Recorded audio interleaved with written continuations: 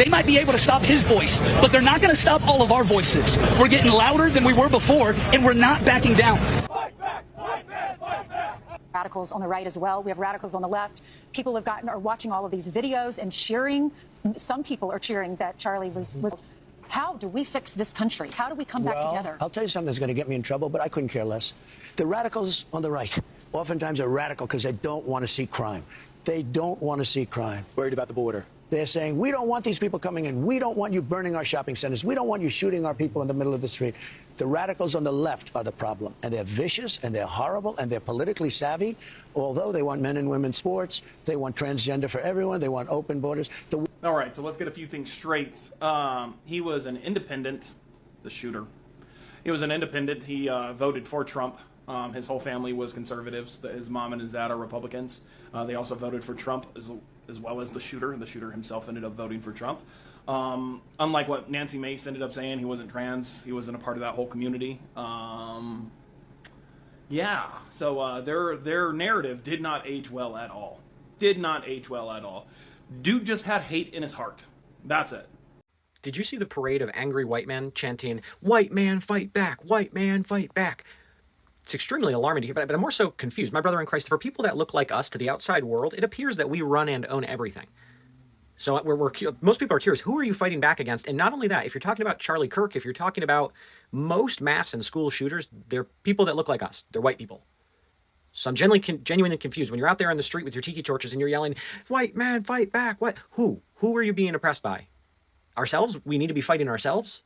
I'm curious. And not to mention, after the third or fourth time saying, "White men, fight back," don't you just naturally want to get quiet and just be like, oh, maybe white men should be fighting back against our own, against fellow people that look like us. We can stand up for injustices, absolutely, but to think that white men are the ones being oppressed, hard to gain an audience on that platform, my guy. White man, fight back! White man, fight back! White man, fight back! White men fight back against what? Other white Christian men? Did they not get the memo that it was another white Christian man that shot Charlie Kirk? What are they protesting about? White men fight back against whom? I mean, they're going to use this obviously as a rallying cry to continue to be more racist, because that's what they are. When you have a bunch of neo-Nazis and white supremacists upset that Charlie Kirk is no longer with us, it makes me wonder what kind of Christian values Charlie Kirk was talking about if the white nationalists and the white supremacists are upset that he and his ideas are no longer with us.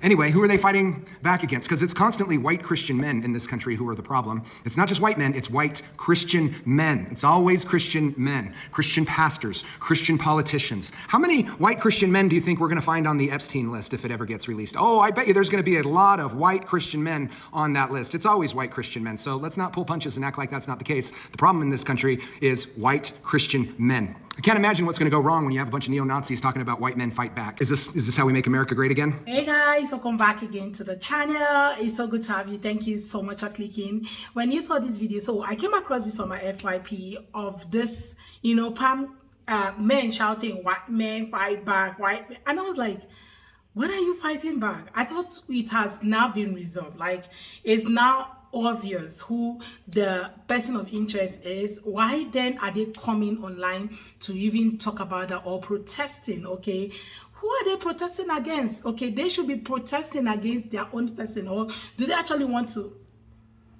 I thought they're a community, because at this point they should be calling out a spade. Okay, the spade is someone that looks like them and not somebody else, right? And all of a sudden they are now shouting that. And you also have seen videos of people talking about how about 5 HBCUs have also shut down and all that. Well, let's check out the videos, then I'll come back with the commentary, and of course we check out some comments, right? Please share your thoughts with me in the comments, and credit to all creators on this video. Let's go watch. White men fight back. White men fight back. Here's what I don't understand. I'm looking at this rally where they're honoring Charles Kirk. White man, fight back! White man, fight back! White man, fight back! I'm trying to understand that. White men fight back against what? Black people didn't have anything to do with this. White men fight back. First of all, what happened to him was horrible, but what does white men fight back mean? I think it was a white man that did this whole thing. So what are you saying, white men fight back? Time to blame black people for what? This shit happened in Utah. There were no black people around. I've been to Utah. Not a lot of black people there, so I don't know where they're getting this chant from. White men fight back. What are you fighting back against yourself? All of a sudden, black people are being blamed for what? Now HBCUs have to close their campuses because of threats. Of what? Threats of what?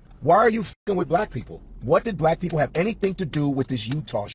All of a sudden, you conjure up black people. It's always black people are in danger. HBCU campuses are closing because they didn't do a motherfucking thing. That makes no sense to me. We're in danger now because we didn't do nothing. We're always in danger. It's always black people. Black people this, black people that. We're minding our business. And there are actually black people that are mourning Charles Kirk. They're like, this is horrible. This is sad. They feel bad for his family, that he has 2 kids and a wife, and they had to see that. But all of a sudden, it's white men fight back. All death can do to the believer is deliver him to Jesus. A bullet fired at Charlie Kirk is a bullet fired at all of us.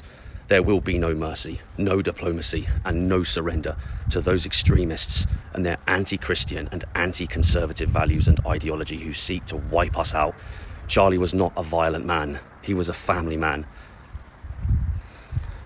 We are under attack and we must defend ourselves. It is time for justice and has now been declared. You know what? I spent the better part of all last night feeling sick to my stomach. Feeling sick to my stomach about the video I saw coming out of that Utah case. Sick to my stomach. Feeling horrified. At the same time that was going on, there was yet another act of violence at a school. Sick to my stomach that Minnesota representatives are getting attacked. Sick to my stomach that we have a nation leading the world with money and progress and all of these things, and you're leading the world with horrific violence, hate, and aggression. I wish I had a chalkboard lesson. I wish I had a word to write and everybody would pay attention, because I write that, I joke, and everybody thinks it's so funny and watches me.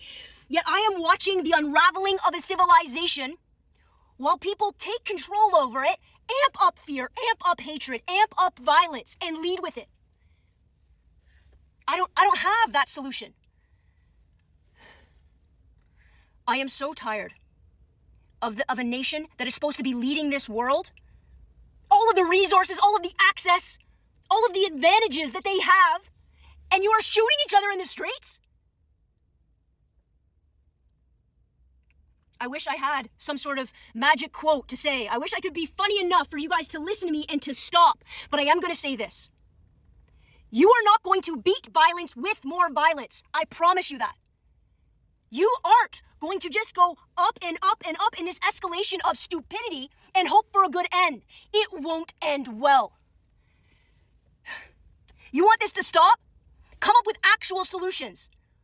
Come up with ways of taking care of your children, educating your children, feeding your children, actually helping people with mental health issues. Figure out ways to give everybody access and empathy and inclusivity in that society, because if you don't, it will all burn to the ground. Start leading with the change, not with pointing the finger and saying they're the problem, because that's getting everybody absolutely nowhere. Come up with a solution, and if you don't have one, shut up. Some people are now predicting that these people just wanted a civil WAR, right? They just wanted that. They thought it was going to be, they didn't believe it was going to be. They didn't actually think it was ever going to be somebody like that. And to think that actually people that looks like them as well are not the ones calling them out, okay? And like most of these things have happened, it has always been us, okay? Why then are we fighting? Who are you going to fight? Are you going to fight yourself? Are you going to, call out yourself? Who exactly are you fighting?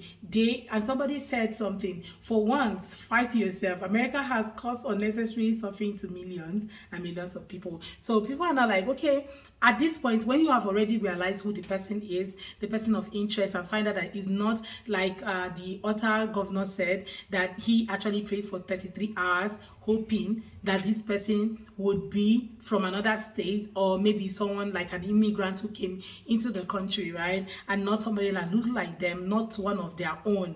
And now it happens to be one of their own. And people are like, why don't you call your own people out instead, right? Anyway, somebody said something. What makes it worse is honestly a good 85% of minorities don't even know who Charlie is and still don't know who he is, okay? And someone said black people are sitting out all of this out. We are exhausted and have no fight left, okay, in us for these issues that aren't ours, okay? Yeah, there's a white people civil war happening. It's between white folks and white people. Fortunately, the white folks are winning, and I'm cheering you all on, but I'm staying all the way out of it, okay? I'm black and I'm scared. I grew up around everybody. My father was in the Air Force for years. I was born in Germany. I was bullied by both sides, black and white. I'm seriously afraid of today's human being. Please help me understand. We are over here minding our business, okay? We realize that our non-participation is more powerful than protesting. The average black American was completely washed their hands, okay, has completely washed their hands off this system. We are good. We will not be duped again. And someone said again, I just don't get these people. Like, they are consumed with hate, that they will hate on each other, and for what? Trump is distracting them from them Epstein files, okay? They always fall for it. Trump approval rating about to get a boost, okay? Someone said, laughing harder now that they caught the guy, and he's the whitest, straightest guy everyone saw coming. Oh, with super Republican parents and pictures of him dressed as Trump posing with GUN, okay, all over his parents' page, etc. So wow, it's really be your own people, okay? What is interesting is that those people claim to be Christians. In the Bible, in the Battle of Gideon, God turned the enemy of the Israelites against themselves to battle against each other. All the Hebrews had to do was sit back, okay, and watch them destroy themselves. It's also written, I'm the same yesterday, today, and forever. I change not. History always repeats itself, okay? Because really, who are you fighting? It's hard because most of them don't want to be called a traitor, okay? This country is gone. They are still mad about the Obama years. They have expected us to be angry and hurt by the current administration, but you can't hurt us, okay? And why hurting those who voted for him? Because their stereotypes are unfounded.